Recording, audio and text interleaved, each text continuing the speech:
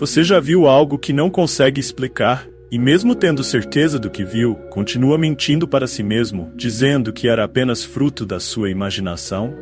Bom, seja grato por conseguir se enganar, porque eu gostaria de poder fazer o mesmo. Eu sempre soube que havia algo errado comigo. Desde criança via coisas que os outros não viam, mas aprendi a ignorar. Minha mãe dizia que era apenas imaginação fértil, resultado de assistir muitos filmes de terror ou passar tempo demais sozinho. Mas o que eu via, ou melhor, quem eu via, não era apenas um truque da minha mente, eles eram reais. Eu sei disso porque de tempos em tempos essas pessoas me seguiam.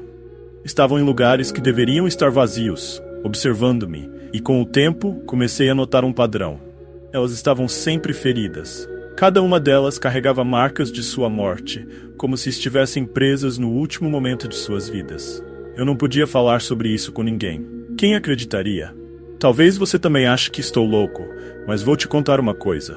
Eu queria estar. Tudo começou quando eu tinha 8 anos. Foi a primeira vez que algo realmente estranho aconteceu comigo.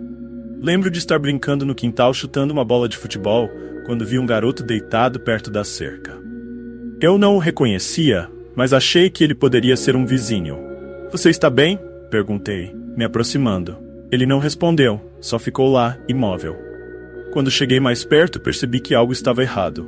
Seu rosto estava pálido e havia uma linha de sangue escorrendo do canto da boca. Seus olhos estavam abertos, fixos em mim, mas não havia vida neles. Eu corri para dentro de casa, meu coração disparado. Falei para minha mãe, mas quando ela saiu para ver, não havia ninguém lá. O garoto tinha desaparecido. Desde então percebi que essas pessoas não eram como eu. Eram mortos e estavam presos aqui entre o mundo deles e o nosso.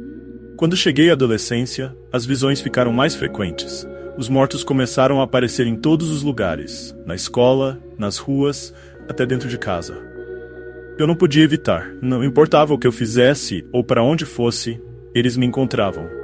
Houve uma vez em que estava voltando da escola e vi uma mulher parada na esquina da rua. Ela estava vestida com roupas antigas, como algo dos anos 50. Eu pensei que era apenas mais uma dessas pessoas. Estava me acostumando com isso, mas algo nela era diferente. Ela estava olhando diretamente para mim, seus olhos vazios, profundos. O vento soprou, fazendo seu vestido balançar, e foi aí que notei. Seus pés não tocavam o chão.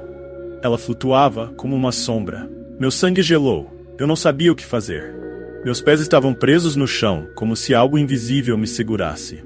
Ela começou a se aproximar, deslizando silenciosamente pelo asfalto. Quanto mais ela chegava perto, mais gelado o ar ao meu redor ficava. Eu podia ver o meu próprio hálito, e o som do vento começou a desaparecer, sendo substituído por um zumbido abafado, como o som de vozes murmurando, bem no limite da minha audição. Quando ela estava a poucos metros de mim, abriu a boca, mas não saiu som algum. Seus olhos me perfuravam. Eu sabia que ela queria algo. De repente, senti uma dor intensa no peito, como se algo tivesse me atravessado. Quando finalmente consegui me mover, corri o mais rápido que pude, sem olhar para trás. Aquela noite, enquanto tentava dormir, senti como se estivesse sendo observado. E então, vi a sombra dela no canto do quarto. Mesmo no escuro, eu sabia que ela ainda estava lá.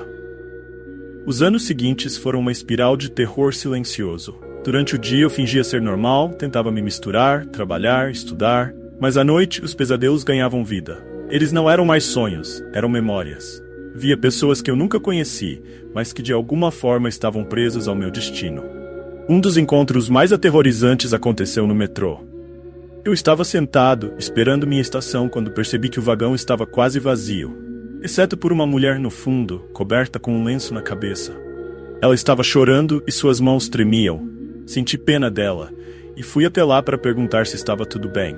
Quando me aproximei, ela lentamente levantou o rosto e que vi me assombra até hoje. Seus olhos não estavam lá. No lugar deles, havia apenas buracos escuros e profundos e o choro era seco, sem lágrimas. Mas a pior parte aconteceu recentemente, algo que me fez questionar toda a minha vida. Eu estava começando a acreditar que era apenas uma vítima desse tormento, o observador impotente. Mas a verdade era muito mais sombria. Certa noite, enquanto tentava dormir, fui acordado por uma voz baixa, mas clara. Você precisa ver. A voz era tão real que me levantei de imediato.